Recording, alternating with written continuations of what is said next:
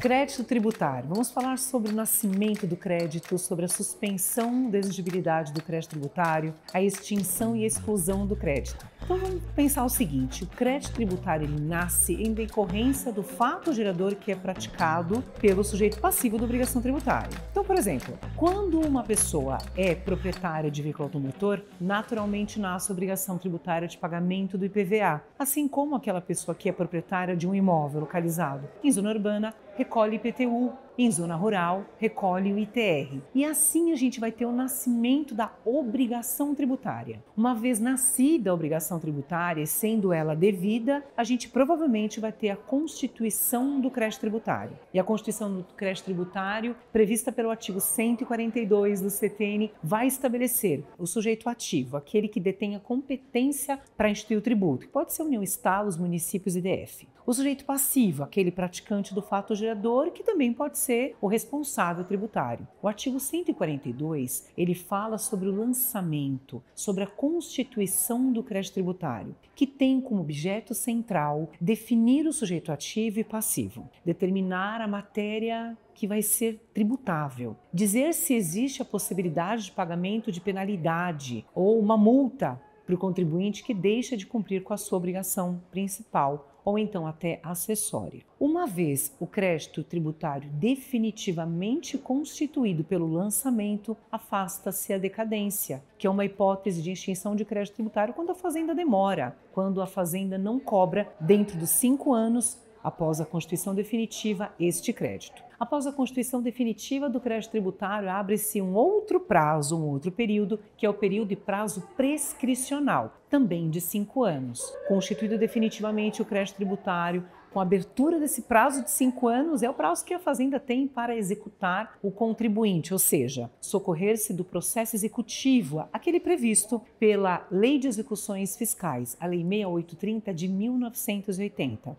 Mas vamos dar uns passinhos atrás. Veja só, efetivado o fato gerador ou realizado o fato gerador pelo sujeito passivo, abre-se o direito da pessoa jurídica de direito público interno, União, Estados, municípios ou DF, de cobrar esse crédito tributário, tornar válida essa cobrança, exigir o pagamento do tributo e seja possível essa exigência na via administrativa ou via judicial, até porque a Fazenda precisa afastar a decadência e a prescrição, que tornam impossíveis a cobrança do crédito tributário. É importante pensar que, uma vez constituído o crédito tributário, pode ser que esse crédito esteja com a exigibilidade suspensa. O que significa dizer isso? Mesmo que a pessoa tenha de realizar o pagamento, uma das hipóteses que estão previstas pelo artigo 151 do CTN pode suspender a exigência do crédito. Significa dizer que, se for concedida à pessoa a moratória, que é a prorrogação do prazo do vencimento do tributo, se a pessoa realizar o depósito do montante integral em dinheiro, se a pessoa recorre do pagamento do tributo, impugnando o pagamento, se houver a concessão da medida liminar ou da tutela antecipada, ou então for concedido um parcelamento, essas são hipóteses que suspendem a exigência do crédito. Então, o crédito está devidamente constituído, mas a gente está diante de alguma das hipóteses que suspendem este crédito. Sabe como é que a gente memoriza isso? Moderecota.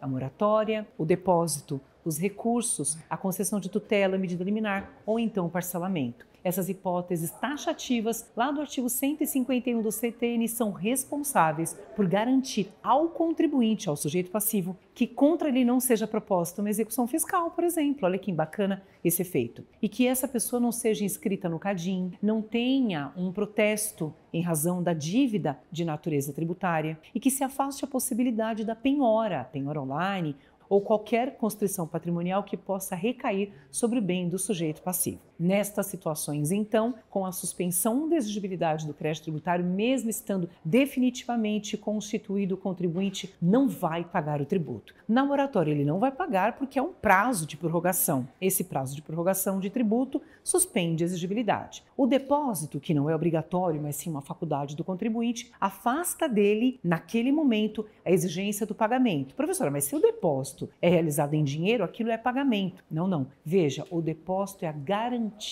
do pagamento, não significa pagamento. Porque se assim fosse, ele estaria lá na hipótese do 156, extinguindo o crédito. O depósito, que é uma faculdade do contribuinte, suspende a exigibilidade. Quando o contribuinte impugna ou recorre, a gente também tem automaticamente a suspensão da exigibilidade do crédito tributário. E o mesmo vai acontecer quando o contribuinte discute aquele crédito tributário na via judicial. E nessa discussão ele pede, ele requer ao juiz e ele comprova fumus boni iuris, periculum in mora, probabilidade, risco, e aí o juiz concede a ele uma liminar no mandado de segurança, por exemplo, ou uma tutela de evidência, tutela provisória, tutela antecipada nas demais ações. E aí o contribuinte tem a suspensão da exigibilidade do crédito tributário. No parcelamento acontece a mesma coisa. A suspensão ela ocorre. E a suspensão inclusive ocorre porque a pessoa quita a primeira parcela do parcelamento e aí ela tem a suspensão da exigibilidade do crédito tributário. E por isso ela não precisa se preocupar em realizar naquele momento o pagamento do tributo. Mas cuidado com isso. Se houver alguma causa em que, por exemplo, seja cassada essa medida liminar, lembre que o pagamento passa a ser devido, volta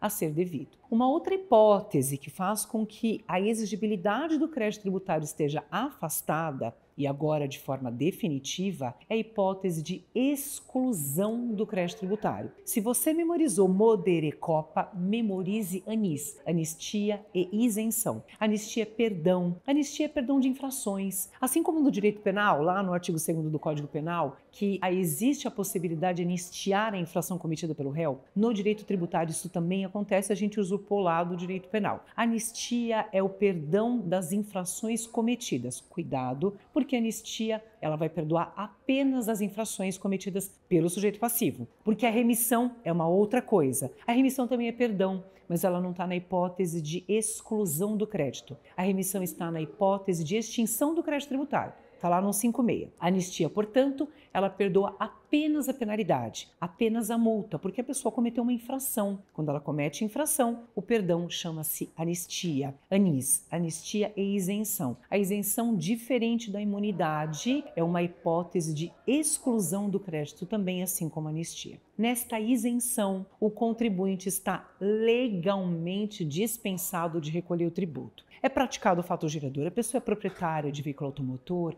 ela ofere renda, obtém acréscimo patrimonial, mas a lei isentiva vem para cortar essa relação tributária, concedendo ao contribuinte este benefício, fazendo com que haja exclusão do crédito tributário. A isenção pode ser geral, pode ser específica, concedida, portanto, em caráter geral ou caráter específico. O crédito tributário está devidamente formado, está constituído, mas existe uma norma superveniente que corta a relação tributária e dispensa o pagamento do tributo. Na imunidade, a gente tem a hipótese expressa de uma não competência, de uma negativa ao exercício da competência tributária dirigida a pessoas políticas, diferente da isenção, que depende de lei específica. Somente lei específica pode conceder e somente lei específica pode revogar a norma isentiva. Sendo que, atenção, se for uma isenção concedida em caráter geral, a isenção pode ser revogada a qualquer tempo, mas após essa revogação, observa-se o princípio da anterioridade tributária, 90º do exercício financeiro, porque o contribuinte não pode ser surpreendido. Artigo 150,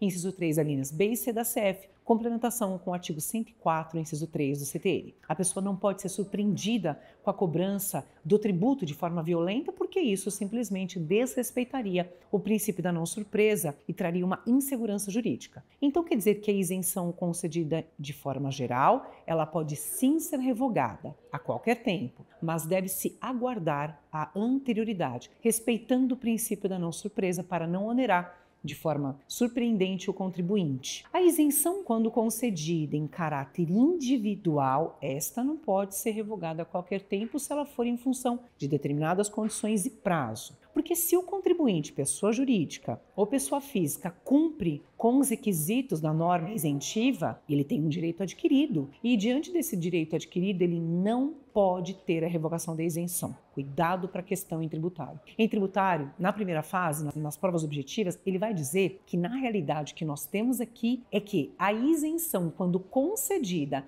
em caráter individual, específico ou em função de determinadas condições, esta isenção não gera direito adquirido. Assinale esta como alternativa correta. Apesar dos tribunais superiores terem uma outra interpretação, o que vai valer aqui é a letra da lei. Então você vai assinar a alternativa que vai dizer o seguinte: ainda que a isenção seja concedida desta forma, em caráter individual, em função de determinadas condições e prazo, esta isenção pode sim ser revogada. E essa isenção revogada, ela acontece porque a pessoa deixou de cumprir com os requisitos previstos na norma isentiva. Então, por exemplo, foi concedida uma isenção de 10 anos para determinada pessoa que cumpria determinadas condições. Passados 5 anos, percebe-se que essa pessoa deixou de cumprir com essas condições. Deixada de cumprir a condição, ela perde a possibilidade da isenção. Então, veja, por isso é que a legislação afirma que não há direito adquirido aqui. Não há direito adquirido porque eu posso revogar essa isenção. Atenção, a isenção concedida de forma individual, em caráter específico, ela depende de uma autorização em despacho ou por despacho autorizativo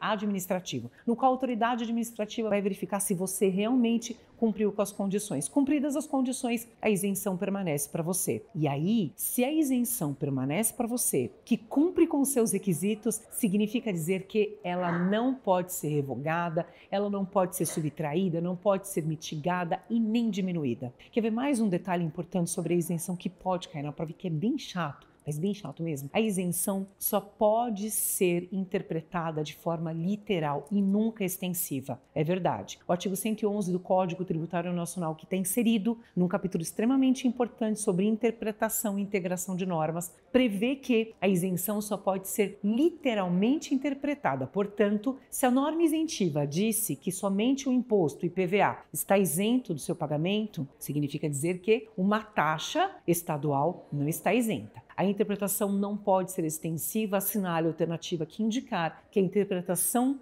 da isenção tem de ser literal. Detalhe importante, extremamente importante. Na isenção, somente lei pode concedê-la e somente lei pode revogar a norma isentiva. Então, a isenção e anistia são hipóteses de exclusão do crédito tributário. E, por fim, a gente tem as hipóteses de extinção do crédito tributário. Eu falei aqui sobre a decadência e prescrição. E, contrária à anistia, a gente tem a remissão. Se a anistia, que é uma hipótese de exclusão, ela exclui a penalidade, a infração, em razão da infração cometida, a remissão, ela perdoa a totalidade do crédito tributário. Lembrando que anistia, remissão, moratória, isenção dependem de lei específica. E essa lei específica sempre será publicada pela pessoa política competente para instituir o tributo. A gente não vai ter, em regra, uma invasão de competências aí. A gente tem uma verticalidade na competência. A remissão é o perdão do crédito tributário. Remissão, anistia, moratória, esses institutos todos podem ser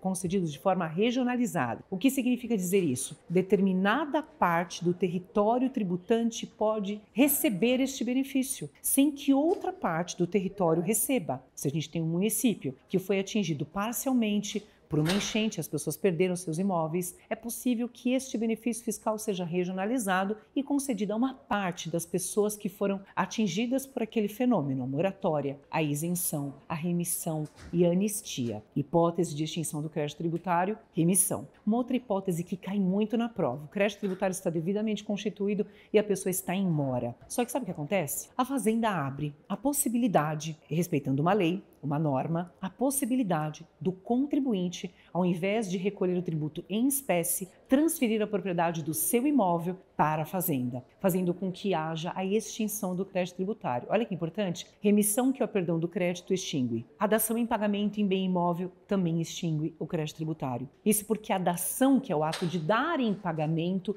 coisa diversa do que havia inicialmente sido contemplada, é possível para pagamento do crédito e a extinção e o fim do crédito tributário. Além disso, nós temos a hipótese de transação, que é a possibilidade do sujeito ativo, o sujeito passivo, o fisco de um lado e o contribuinte do outro, o sujeito passivo, o substituto, realizarem concessões mútuas, abrirem mão mutuamente de seus direitos. Apesar do princípio da indisponibilidade do patrimônio público, veja só, é possível. O próprio Código Tributário Nacional prevê a transação, que é esta modalidade em que as pessoas abrem mão dos seus direitos para que se chegue ao fim daquele crédito tributário e que para as duas partes fique tudo bem. Então, apesar da indisponibilidade, apesar de se dizer muito sobre a supremacia do interesse público sobre o privado, hoje nós temos relações mais equilibradas. Então, se ele perguntar, diga sim que é possível. É possível sim que diante desta situação de transação, os dois abram mão de seus direitos. A gente ainda tem a compensação, que é o abatimento entre créditos e débitos. Cuidado, porque a compensação também depende de uma lei específica, seja ela federal, estadual, municipal, estas pessoas, ou distrital, essas pessoas políticas, elas podem sim aceitar compensar créditos, que é a possibilidade de abatimento entre créditos e débitos da mesma pessoa jurídica, não precisa ser o mesmo crédito, a mesma natureza, só precisa ser da mesma pessoa política. Então, como forma de extinguir o crédito tributário, é possível a compensação de créditos vencidos ou créditos vincendos, para que a gente consiga chegar à extinção do crédito tributário. A compensação, então, ela depende de uma lei específica e ela vai chegar ao final do crédito tributário se ambas as pessoas concordarem, de um lado, de oferecer aquele crédito que ela tem como credora e devedora. Olha que interessante. A compensação é um instituto bastante curioso, porque ao mesmo tempo que a fazenda é credora, ela também é devedora. E a mesma coisa acontece com o sujeito passivo. Nesse momento, a gente tem um encontro de contas, onde a gente pega o devedor e o credor e os une, porque os dois passam a ter créditos e débitos mútuos. E o objetivo é chegar à extinção do crédito tributário. Então essas foram algumas informações a respeito do nascimento e do perecimento do crédito tributário, nascimento até a extinção do crédito. Muitíssimo obrigada. Me acompanhe nas redes sociais. Eu sou a professora Roberta Bodrim, responsável aqui pela primeira e segunda fase em Direito Tributário, junto com o professor Rodrigo Martins. Seja muitíssimo bem-vindo ao nosso canal do YouTube.